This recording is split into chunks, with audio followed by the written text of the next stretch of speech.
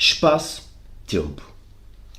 A física moderna confirmou de uma forma dramática uma das ideias básicas do misticismo oriental. Todos os conceitos que usamos para descrever a natureza são limitados. Não são características da natureza, mas apenas criações da nossa mente. Partes de um mapa, não de um território. Quando expandimos o alcance do nosso sentir, as limitações da nossa mente racional tornam-se parentes e temos de modificar, ou mesmo abandonar, alguns dos nossos conceitos. As nossas noções de espaço e de tempo têm um lugar destacado no nosso mapa da realidade.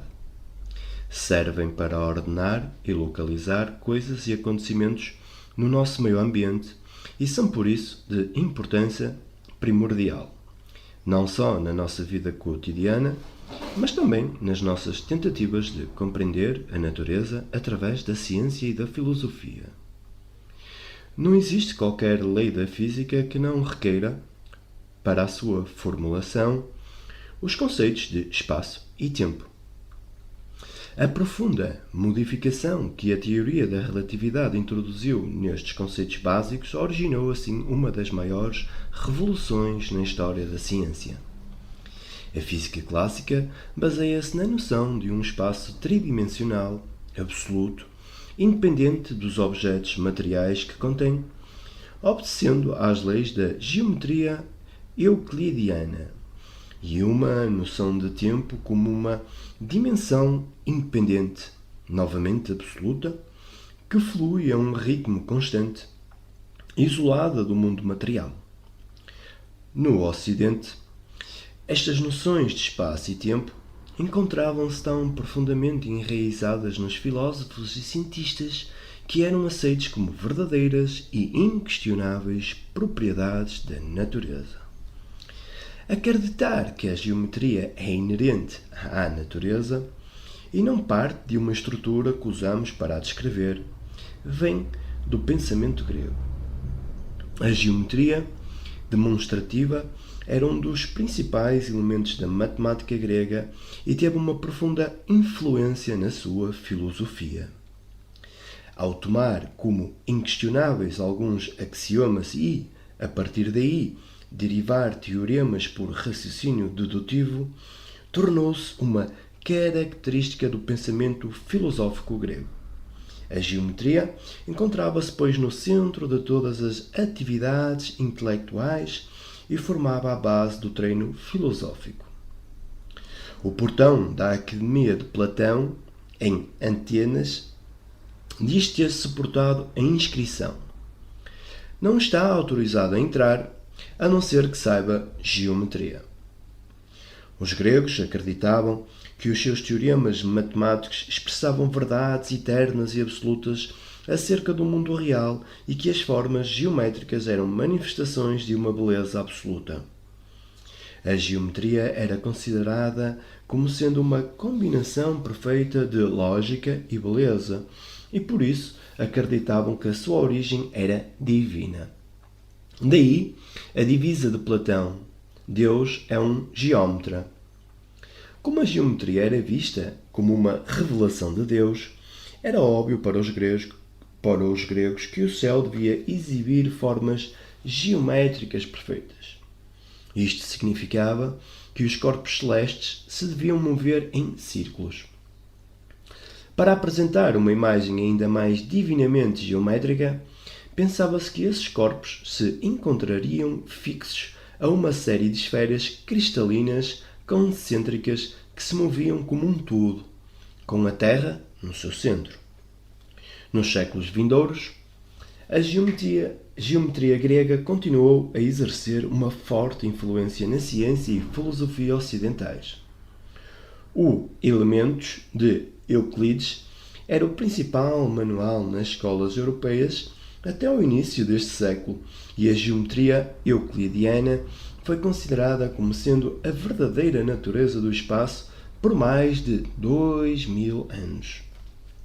Foi preciso um Einstein para que os filósofos e cientistas se apercebessem que a geometria não é inerente à natureza, mas que é nela imposta pela mente.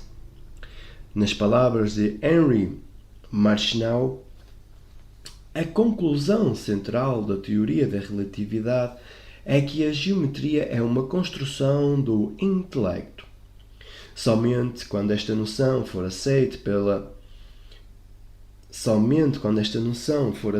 pode a mente lidar com as referências noções de espaço e tempo para se aperceber das possibilidades disponíveis para as definir e para selecionar uma formulação que esteja de acordo com a observação. A filosofia oriental, ao contrário dos gregos, sempre afirmou que espaço e tempo eram construções da mente. Os místicos orientais sempre consideraram estes conceitos como quaisquer outros de origem intelectual, relativos, limitados, ilusórios. Num texto budista, por exemplo, encontramos as palavras: Ó monges, foi ensinado pelo Buda que o passado, o futuro, o espaço físico e indivíduos não são mais do que nomes, formas de pensamento, palavras de uso comum, meras realidades superficiais. Assim, no Oriente Longínquo, a geometria nunca atingiu o estatuto que conseguiu na Grécia Antiga, o que não significa que os indianos ou chineses pouco conhecessem dela. Usavam-na intensivamente para construírem altares de formas geométricas precisas, na medição da terra e no cartear dos céus, mas nunca para determinar verdades eternas e abstratas. Esta atitude filosófica reflete-se também no fato de a antiga ciência oriental não achar necessário enquadrar a natureza num esquema de linhas retas ou círculos perfeitos. As considerações de Joseph Needham acerca da astronomia chinesa são bastante interessantes neste contexto. Os astrónomos chineses não sentiam necessidade de formas geométricas de esclarecimento. Os componentes do organismo universal seguiam o seu Tao, cada um, de acordo com a sua natureza, e os seus movimentos podem ser seguidos com a forma essencialmente não representacional de algebra. Os chineses encontravam-se assim libertos da obsessão dos astrónomos europeus, que consideravam o círculo como a figura perfeita, nem sentiam o aprisionamento imposto por esferas cristalinas. Os antigos filósofos e cientistas orientais tinham já a atitude fundamental da teoria da relatividade. Os nossos conceitos geométricos não são propriedades absolutas e imutáveis da natureza, mas sim construções intelectuais. Nas palavras de Ashwagosha, que fique bem claro que o espaço não é mais que um modo descritivo sem existência em si mesmo. O espaço apenas existe em relação à nossa consciência particularizante. O mesmo se aplica à noção de tempo. Os místicos orientais ligam as noções de espaço e tempo a estados particulares de consciência. Sendo capazes de ir além do estado normal de consciência através da meditação, apercebem-se que esses conceitos convencionais não são a última verdade. A apurada concepção de espaço e tempo que resulta do seu sentido místico mostra-se, em muitos aspectos, semelhante ao conhecimento adquirido pela física moderna, como é exemplificado pela teoria da relatividade. Qual é então esta nova perspectiva em relação ao espaço e ao tempo que surgiu da teoria da relatividade? Baseia-se no facto de que todas as medições efetuadas no tempo e no espaço são relativas. A relatividade dos acontecimentos no espaço era já um facto conhecido. era já tido como certo que a posição de um objeto no espaço pode ser definida relativamente a um outro objeto. Isto é geralmente conseguido com o auxílio de três coordenadas. E o ponto a partir do qual estas são medidas pode ser o local onde se encontra o observador. Para ilustrar a relatividade de tais coordenadas, imaginemos dois observadores que flutuam no espaço, observando um guarda-chuva. O observador A vê o guarda-chuva à sua esquerda e ligeiramente inclinado por tal forma que o cabo se encontra mais próximo de si. O observador B, por outro lado, vê o guarda-chuva à sua direita e com a inclinação tal que é o cabo que se encontra mais afastado dele. Expandindo este exemplo bidimensional para três dimensões, torna-se claro que as especificações espaciais, tais como esquerda, direita, cima, baixo, inclinado, etc., dependem da posição do observador e são relativas. Isto já era conhecido muito antes do surgimento da teoria da relatividade. O caso temporal, no entanto, assume uma posição inteiramente diferente na física clássica. A ordem no tempo de dois acontecimentos era tida como independente de qualquer observador. Especificações referentes ao tempo, tal como antes, depois ou simultâneas, eram admitidas como tendo um significado absoluto, independentemente de qualquer sistema de coordenadas. Einstein reconheceu que as especificações temporais são também relativas e dependentes de um observador. No dia a dia, criamos a noção de ser possível ordenar os acontecimentos que nos rodeiam numa sequência temporal única, devido ao facto de a velocidade da luz, 300 mil km por segundo, ser tão elevada comparativamente com qualquer outra velocidade que conhecemos, que podemos assumir que os acontecimentos se dão no instante em que ocorrem. Tal fato é, no entanto, incorreto. A luz necessita de tempo para viajar do local do acontecimento até ao observador. Normalmente, esse tempo é tão curto que se pode considerar a propagação da luz como sendo instantânea. Mas, quando o observador se desloca a uma velocidade elevada relativamente ao fenómeno observado, o intervalo de tempo que existe entre a ocorrência e a sua observação adquire um papel muito importante no estabelecimento da sequência de acontecimentos.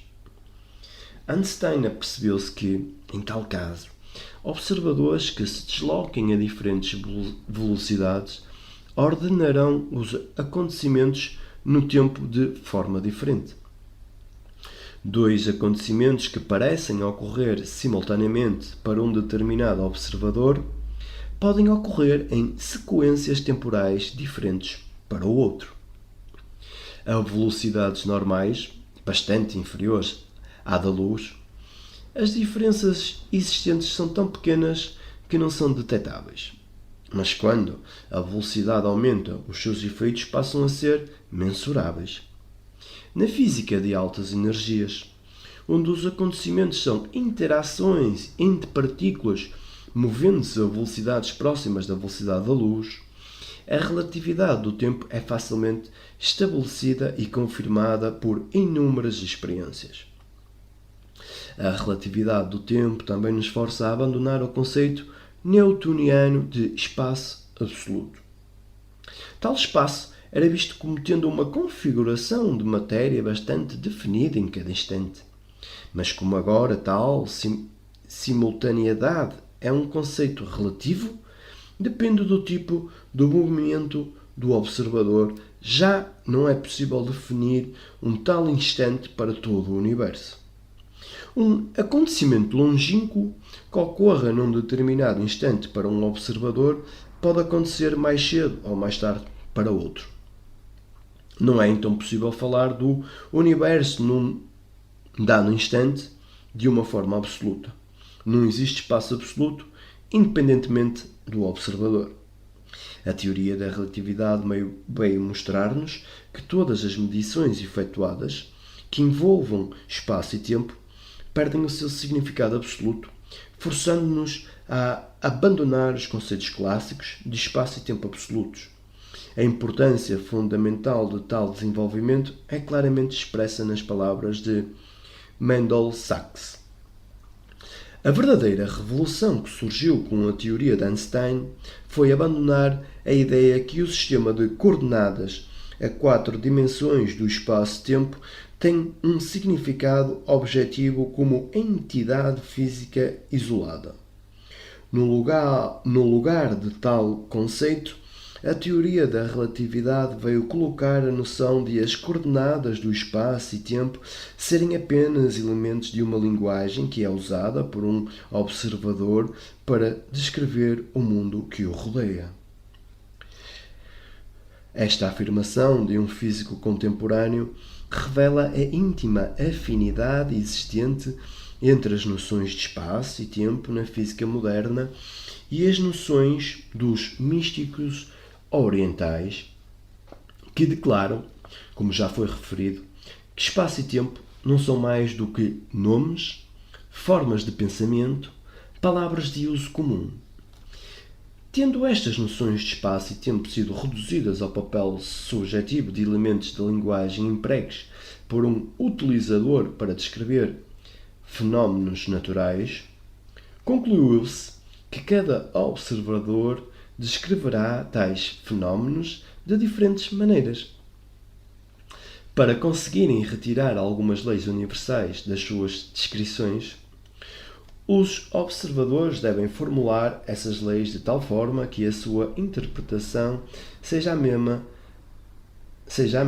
em todos os sistemas de coordenadas, isto é, para todos os observadores em quaisquer posição e movimentos relativos.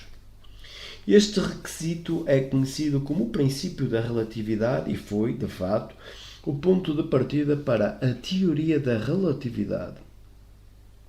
É curioso que o embrião de toda a teoria estivesse contido num paradoxo que surgiu a Einstein quando ele tinha apenas 16 anos. Imaginou como um observador veria um feixe de luz se deslocasse juntamente com ele à velocidade da luz e concluiu que esse observador veria esse feixe de luz como um campo eletromagnético oscilante aparentemente em repouso, isto é, sem se propagar, sem formar uma onda. No entanto, tal fenómeno é desconhecido em física. Parecia, então, aos olhos do jovem Einstein, que algo era observado por um observador, como sendo um fenómeno eletromagnético bem conhecido, nomeadamente um feixe de luz, surgisse como um fenómeno contraditório das leis da física, algo que ele não podia aceitar. Anos mais tarde, Einstein apercebeu-se que o princípio da relatividade pode ser satisfeito na descrição de fenómenos eletromagnéticos apenas se todas as referências espaciais e temporais forem relativas. As leis da dinâmica, que regulam os fenómenos de corpos em movimento, e as leis da eletrodinâmica, a teoria da eletricidade e magnetismo, podem ser formuladas numa estrutura relativística comum que inclui 3 coordenadas espaciais e uma quarta, o tempo, a ser especificado relativamente ao observador. Por forma a verificar se o princípio da relatividade é satisfeito, Isto é, se as equações de uma teoria se mostram as mesmas em qualquer sistema de coordenadas, devemos ser capazes de transformar as especificações de tempo e espaço de um sistema de coordenadas ou referencial para outro. Tais transformações eram já conhecidas e largamente empregues na física clássica. Por exemplo, a transformação entre os dois referenciais ilustrados na página 132 expressa cada uma das coordenadas do observador A, uma horizontal e outra vertical, indicado pelas linhas em cruz encabeçadas por uma seta, como uma combinação das coordenadas do observador B e vice-versa. As expressões exatas podem facilmente ser obtidas com o auxílio da geometria elementar. Em física relativista, surge uma nova situação pelo fato de uma quarta dimensão, o tempo, ser aditada às três coordenadas especiais. Como a transformação de cada coordenada entre diferentes referenciais é expressa como uma combinação de coordenadas de um outro referencial, uma coordenada especial surgirá, geralmente, como uma mistura de coordenadas de espaço e tempo. Esta é, na verdade, uma situação inteiramente nova. Cada mudança de sistema de coordenadas mistura espaço e tempo numa forma matemática bem definida. Os dois conceitos não podem mais ser tidos como independentes, pois o que para um observador é espaço será para outro uma conjunção de espaço e tempo. A teoria da relatividade veio mostrar que o espaço não é tridimensional e que o tempo não pode ser considerado uma entidade isolada. Estão ambos intimamente ligados e inseparavelmente conexos, formando um contínuo a 4 dimensões a que se dá o nome de espaço-tempo. Este conceito de espaço-tempo foi introduzido em 1908 por Hermann Minkowski, com as seguintes palavras: as visões de espaço e tempo que quero apresentar-vos brotaram do terreno experimental da física e aí reside a sua força. São radicais. Daqui em diante, espaço por si só e tempo por si só estão condenados a desaparecer em sombras difusas, e apenas uma união das duas prevalecerá como uma realidade independente. Os conceitos de espaço e tempo são tão fundamentais para a descrição de um fenómeno natural que a sua modificação produz uma alteração completa em toda a estrutura física empregue para descrever a natureza. Na nova estrutura, espaço e tempo são tratados em pé de igualdade e estão ligados inseparavelmente. Em física relativista, nunca podemos referir um sem referir o outro e vice-versa. Esta nova estrutura deve ser usada sempre que se encontram envolvidas velocidades próximas da velocidade da luz. Existia já um elo de ligação entre espaço e tempo na astronomia, num contexto diferente, muito antes de surgir a teoria da relatividade. Astrónomos e astrofísicos lidam com distâncias enormes e, aqui novamente, o fato de a luz necessitar de um intervalo de tempo para se propagar do objeto observado ao observador é um dado importante, devido ao fato de a luz possuir uma velocidade de propagação finita. O astrónomo nunca observa o universo no seu estado presente. Ele olha sempre para o passado.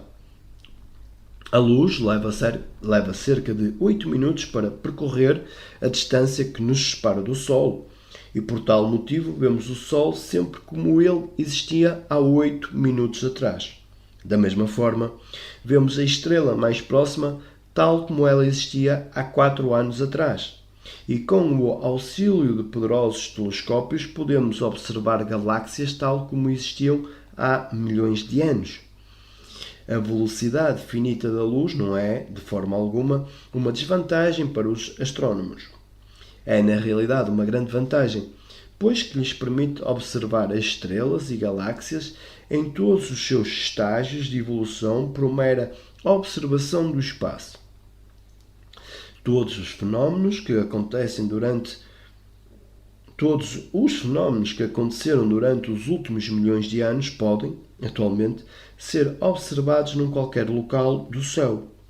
Os astrónomos estão habituados à importante ligação existente entre espaço e tempo. O que a teoria da relatividade nos diz é que esta ligação é não só importante quando lidamos com grandes distâncias, mas também quando lidamos com altas velocidades. Mesmo aqui, na Terra, a medição de qualquer distância não é independente do tempo, porque envolve a especificação do tempo de movimento do observador com uma consequente relação com o tempo. A unificação do espaço e do tempo origina, como já foi mencionado no capítulo anterior, a unificação de outros conceitos básicos, e este aspecto unificador é uma das características fundamentais da estrutura relativista. Conceitos que parecem não ter relação alguma entre si na física não relativista são vistos agora como sendo diferentes aspectos de uma só realidade. Esta característica atribui a esta estrutura uma grande elegância e beleza matemática. Os muitos anos de trabalho com a teoria da relatividade possibilitaram-nos apreciar esta elegância e familiarizar-nos com o formalismo matemático. No entanto, isto não é suficiente para ajudar a nossa intuição. Não temos possibilidade de sentir diretamente as 4 dimensões do espaço-tempo, nem quaisquer outros conceitos relativistas. Quando estudamos fenómenos naturais que envolvem altas velocidades, deparamos-nos com grandes dificuldades tanto ao nível da intuição como no da nossa linguagem cotidiana. Por exemplo, em física clássica, sempre foi pacífico que o comprimento de uma vara é o mesmo, quer ela esteja em movimento ou em repouso. A teoria da relatividade vem mostrar que isso não é verdade. O comprimento de um objeto depende do seu movimento relativamente a um observador e altera-se com a velocidade imprimida a esse movimento. A alteração provocada no objeto é da sua contração na direção do movimento. Uma vara possui o seu comprimento máximo num determinado referencial quando se encontra em repouso, tornando-se mais curta à medida que a sua velocidade aumenta em relação ao observador. Nas experiências de dispersão, em física de altas energias, onde as partículas colidem a velocidades muito altas, a contração relativista faz-se sentir de tal forma que as partículas que possuam uma forma esférica passam a parecer-se com panquecas. É importante percebermos que não faz sentido perguntar qual é a verdadeira dimensão de um tal objeto, tal como não faz sentido, no nosso dia-a-dia, questionar qual a verdadeira grandeza da nossa sombra. Uma sombra é uma projeção num espaço bidimensional de um plano de pontos de um espaço tridimensional e o seu comprimento será diferente para diferentes ângulos de projeção. De forma similar, o comprimento de um objeto em movimento é uma projeção de pontos de um espaço-tempo a 4 dimensões num espaço tridimensional e esse comprimento varia para diferentes referenciais. O que foi afirmado para comprimentos é também verdade para intervalos de tempo. Também estes dependem do referencial, mas ao contrário das deformações sofridas pelas dimensões físicas, tornam-se maiores à medida que a velocidade relativa ao observador aumenta. Isto significa que relógios em movimento funcionam mais lentamente. O tempo abranda. Estes relógios podem ser de qualquer tipo, relógios mecânicos, atómicos ou mesmo o bater do coração humano. Se um de 2 gêmeos empreendesse uma viagem a uma velocidade próxima da velocidade da luz, através do espaço e voltasse, pareceria mais novo aos olhos do irmão gêmeo que tinha ficado na Terra. pois que todos os seus relógios, bater do coração, fluxo sanguíneo, ritmos metabólicos, teriam abrandado durante essa viagem. O viajante, por si mesmo, não notaria que algum fato estranho tivesse acontecido. Mas ao reencontrar o seu irmão gêmeo, aperceber-se-ia que este estava agora muito mais velho. Este paradoxo dos gêmeos é talvez o mais famoso da física moderna. Provocou acesa discussão em publicações científicas, algumas das quais ainda prosseguem. É uma prova eloquente de que a realidade descrita pela teoria da relatividade não é facilmente apreendida pela nossa utensilagem intelectual corrente. O abrandar de relógios em movimento, por muito incrível que possa parecer, é facilmente comprovado na física das partículas. A maioria das partículas subatómicas é instável, isto é, após um certo tempo decaem noutras partículas. Numerosas experiências vieram confirmar que o tempo de vida dessas partículas instáveis é função do seu tipo de movimento. Aumenta com a velocidade da partícula. Partículas que se movam a 80% da velocidade da luz vivem cerca de 1,7 vezes mais do que as suas partículas gêmeas mais lentas. E a cerca de 99% da velocidade da luz, esse valor passa para 7 vezes. Isto não significa, no entanto, que o tempo de vida intrínseco dessas partículas se tenha alterado. Do ponto de vista da partícula, o seu tempo de vida é sempre o mesmo, mas do ponto de vista do observador, o relógio interno, da partícula parece ter abrandado e por isso existe por mais tempo.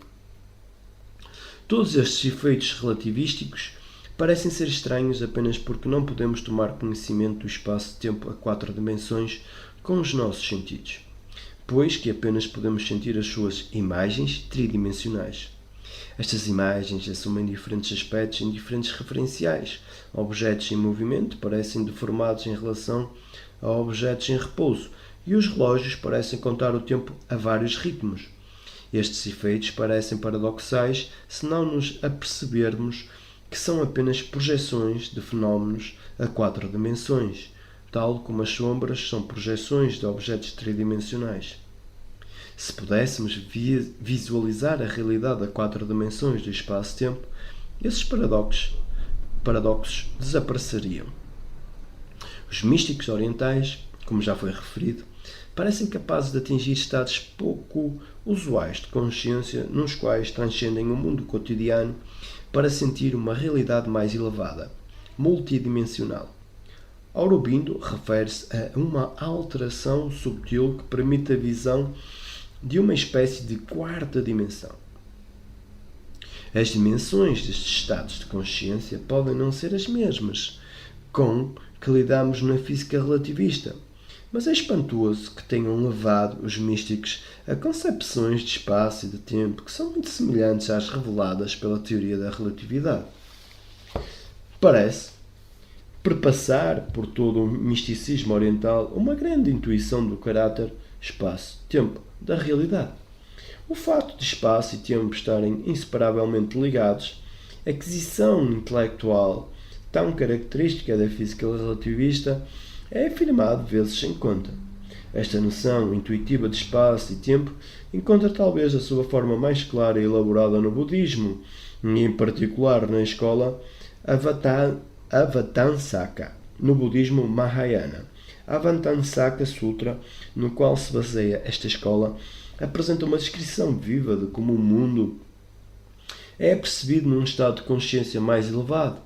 O conhecimento de uma interpenetração de espaço e tempo, uma expressão correta para descrever espaço-tempo, é repetidas vezes, emprego no Sutra e tida como uma característica essencial desse estado de consciência. Nas palavras de D.T. Suzuki, a filosofia e o conteúdo da Avatansaka são ininteligíveis a não ser que se tenha já sentido um estado de completa dissolução onde se dissipa a distinção entre mente e corpo, sujeito e objeto. Olhamos ao nosso redor e apercebermos-nos de que qualquer objeto está relacionado com todo e qualquer outro objeto, não apenas em termos de espaço físico, mas também temporalmente. Como um fato de puro sentir, não existe espaço sem tempo, nem tempo sem espaço. Eles são interdependentes. Não se poderia encontrar melhor maneira para descrever o conceito relativista de espaço-tempo, ao compararmos esta asserção com a de Minkowski, já referida. Torna-se interessante notar que ambos, físico e budista, dão um grande relevo ao fato de as suas noções serem baseadas no sentir, por uma nas experiências científicas, por outro no conhecimento místico. Julgo que o misticismo oriental quadra melhor ao moderno pensamento científico que a antiga filosofia grega, por a sua visão do mundo ser temporalmente orientada. A filosofia natural grega era, no seu todo, essencialmente estática e baseada em grande medida em considerações geométricas. Pode-se dizer que era de um não-relativismo extremo e a sua grande influência no pensamento ocidental pode ter sido uma das razões pela qual encontramos tantas dificuldades conceptuais com os modelos relativistas da física moderna. As filosofias orientais, por outro lado, são filosofias de espaço-tempo e, assim, o seu conhecimento é, a miúdo, muito próximo dos conceitos da natureza advenientes das nossas modernas teorias relativistas. Devido ao reconhecimento de que espaço e tempo estão extremamente ligados e interpenetrados, a visão do mundo do misticismo oriental e da física moderna é intrinsecamente dinâmica, contendo ambos os conceitos como elementos essenciais. Este ponto será discutido detalhadamente no próximo capítulo e constitui o segundo tema principal que ocorre ao longo desta comparação entre física e misticismo oriental, sendo o primeiro a unicidade de todas as coisas e acontecimentos. Ao estudarmos as teorias e modelos relativistas, apercebermos serem exemplos impressionantes de dois aspectos básicos do espírito oriental, a unidade básica do universo e o seu caráter intrinsecamente dinâmico. O que até agora foi discutido da teoria da relatividade é conhecido como a teoria da relatividade restrita. Vem fornecer uma estrutura comum para a descrição de fenómenos relacionados com corpos em movimento, eletricidade e magnetismo, sendo a base de toda esta fenomenologia a relatividade do espaço e do tempo e a sua unificação num espaço-tempo a 4 dimensões. Na teoria geral da relatividade, a estrutura da teoria restrita é expandida por forma a incluir a gravidade. Um efeito da gravidade, de acordo com a relatividade geral, é o de curvar o espaço-tempo. Isto é, de novo, extremamente difícil de imaginar. Podemos facilmente visualizar um espaço bidimensional curvo, tal como a superfície de um ovo, porque essa visualização é feita num espaço tridimensional. Assim, o significado da palavra curvar é claro para superfícies a 2 dimensões. Mas quando se trata de um espaço a 3 dimensões, sem falar de 4, a nossa imaginação falha por completo. Como não nos é possível ver um espaço a 3 dimensões de fora, não podemos imaginar como é que ele se pode curvar numa determinada direção. Para entendermos o significado de um espaço-tempo curvo, temos de usar superfícies bidimensionais curvas como analogia. Imaginemos, por exemplo, a superfície de uma esfera. O fato crucial que torna possível a analogia com o espaço-tempo é o de a curvatura ser uma propriedade intrínseca dessa superfície e de poder ser quantificada sem que se tenha de fazer uma incursão no espaço tridimensional. Um inseto bidimensional, confinado a essa superfície e incapaz de sentir um espaço a 3 dimensões, pode, se for capaz de efetuar medições, descobrir que o mundo onde vive é curvo. Para vermos como isso é possível, temos de comparar a geometria do nosso inseto na esfera com a de um outro vivendo na superfície plana. Suponhamos que os dois insetos começam os seus estudos de geometria para traçar pelo traçar de uma linha reta, definida como um caminho mais curto entre dois pontos. O resultado é mostrado na figura seguinte. Vemos que o inseto na superfície plana desenhou uma bela linha reta. Mas o que é que fez o inseto na superfície da esfera? A linha que ele traçou é a distância mais curta entre os pontos A e B, pois qualquer outra linha que ele trace será mais longa. Mas do nosso ponto de vista reconhecemos essa linha como uma curva ou, para ser mais preciso, como uma porção de arco de circunferência. Suponhamos agora que os dois insetos vão iniciar o estudo dos triângulos. Um inseto na superfície plana aperceber-se-á que os três ângulos internos de qualquer triângulo dão como resultado da sua soma dois ângulos retos, isto é, 180 graus. Ao passo que o inseto sobre a esfera descobrirá que a soma dos ângulos nos seus triângulos será sempre superior a 180 graus.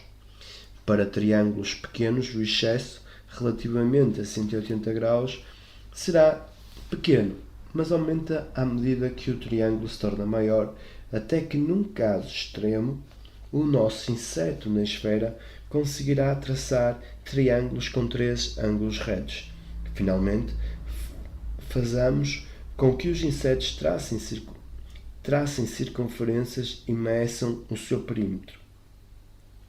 O inseto sobre o plano obterá para o valor do perímetro 2πr, onde r é o raio do círculo traçado, independentemente da sua dimensão. O inseto sobre a esfera, por outro lado, obterá um valor que é sempre inferior a 2πr. Como se pode ver na figura da página seguinte, o nosso ponto de vista tridimensional permite-nos ver que aquilo a que o inseto chama o raio do círculo é de fato uma curva que é sempre maior do que o verdadeiro raio. Ao continuar no estudo da geometria, o inseto na superfície plana acabará por descobrir os axiomas da geometria euclidiana, ao passo que o seu colega sobre a esfera descobrirá leis diferentes. A diferença não será grande para pequenas figuras geométricas, mas aumentará à medida que estas se tornem maiores.